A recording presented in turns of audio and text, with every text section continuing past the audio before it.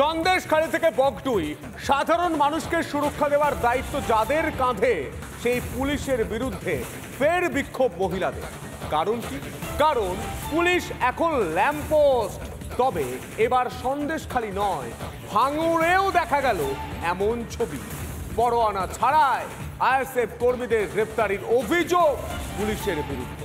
এমনকি মহিলা পুলিশ কর্মী ছাড়াই মহিলা সমর্থকদের বাড়িতে ঢোকারও অভিযোগ উঠছে এই পুলিশের বিরুদ্ধে। আর তাতে উত্তপ্ত জাগুলগাছির ফুলবাড়ি। দেখুন,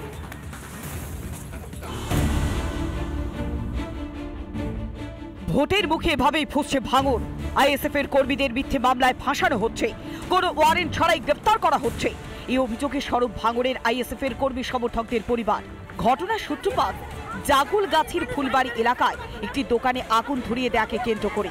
দোকানের মালিক তথা তৃণমূল কর্মীর অভিযোগ, আইএসএফ না করায় আইএসএফ এর কর্মী সমর্থকরা আগুন ধরিয়ে দিয়েছেন দোকানে।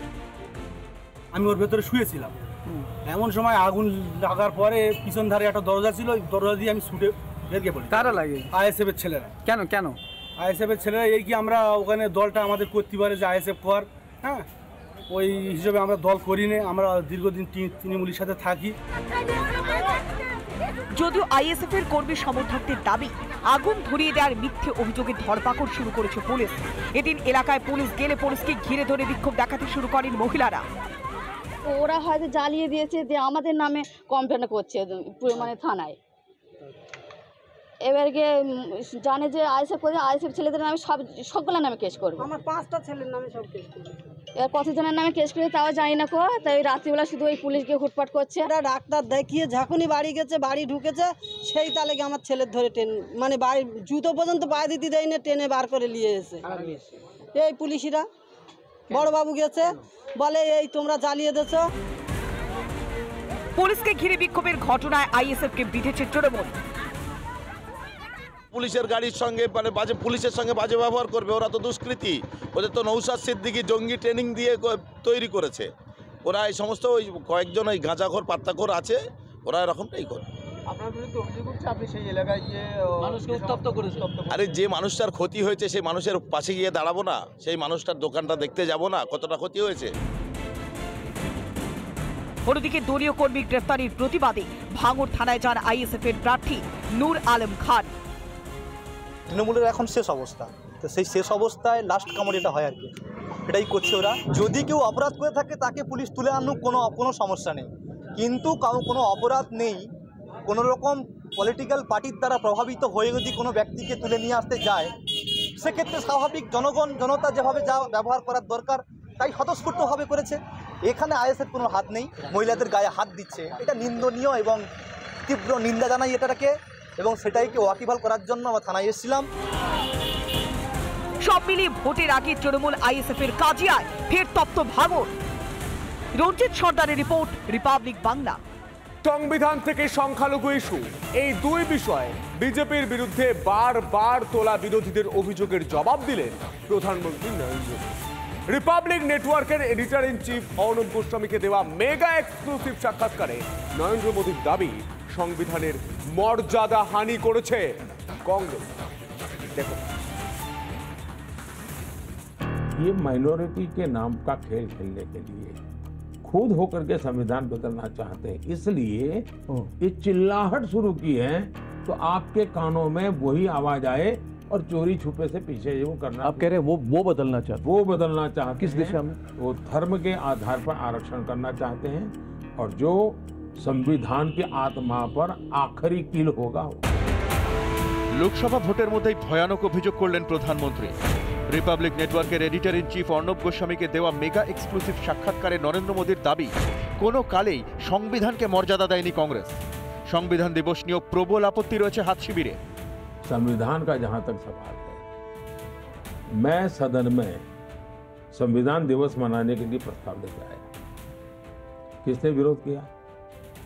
कांग्रेस पार्टी के स्वयं खड़गे जी ने खड़े होकर के भाषण किया कि संविधान दिवस की क्या जरूरत है, 26 जनवरी है ना भाई।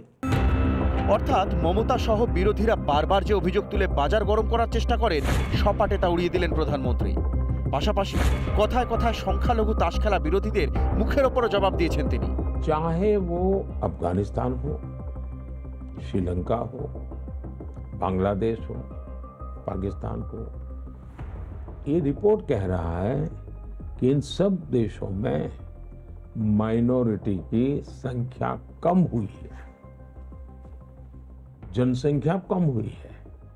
अकेला इन सारे क्षेत्रों में हिंदुस्तान ऐसा है कि जहां माइनॉरिटी की संख्या बड़ी है। এদিকে সারা দেশে মোদি হাওয়া চললেও এখনো বিজেপিকে হারানোর দিবাস্বপ্ন দেখে যাচ্ছেন মমতা বন্দ্যোপাধ্যায়। আরে বাংলা তো বলো, তোমার দিল্লি কি হবে, তোমার পাঞ্জাব কি হবে, তোমার রাজস্থান কি হবে, তোমার মধ্যপ্রদেশ কি হবে, তোমার উত্তরপ্রদেশ কি হবে, সাউথ ইন্ডিয়া তো ছেড়ে দাও, ওখানে তুমি রসগোল্লা পাবে। তো গভর্নমেন্টটা তুমি করবে কোত্থেকে? ইসবার 400 পার, আমি বলি ইসবার এপার ওপার, পগার পার। 2014 ও 19-এর ভোটেও এমন ভবিষ্যৎবাণী করেছিলেন তৃণমূল নেত্রী। বাস্তবে কি হয়েছে তা দেখেছে সারা দেশ। আগের দুটি লোকসভা ভোটেই বিরোধীদের মুখে ছাই দিয়ে বিপুল ব্যবধানে জয়ী হয়ে কুর্সিতে বসেছেন মোদি। অতীতের দুই ভোটের ফলকেও কি ছাপিয়ে যাবে এবার? পরাজয়ের আশঙ্কাতেই কি মিথ্যাচার করে চলেছে ইন্ডি জোট? তাই কি ধর্মের জিগির তুলে সুড়সুড়ি দেওয়ার মরিয়া চেষ্টা রাহুল গান্ধী মমতা বন্দ্যোপাধ্যায়দের? রিপাবলিক বাংলা। আর এই সব ছবি দেখে সাধারণ মানুষ থেকে শুরু করে শাসক দলের নেতা নেত্রীরাও পর্যন্ত মনে মনে বলছে এই রাজ্যে হচ্ছেটা। তাই ভোটের মুখে আবারও শাসক দলে ধাক্কা।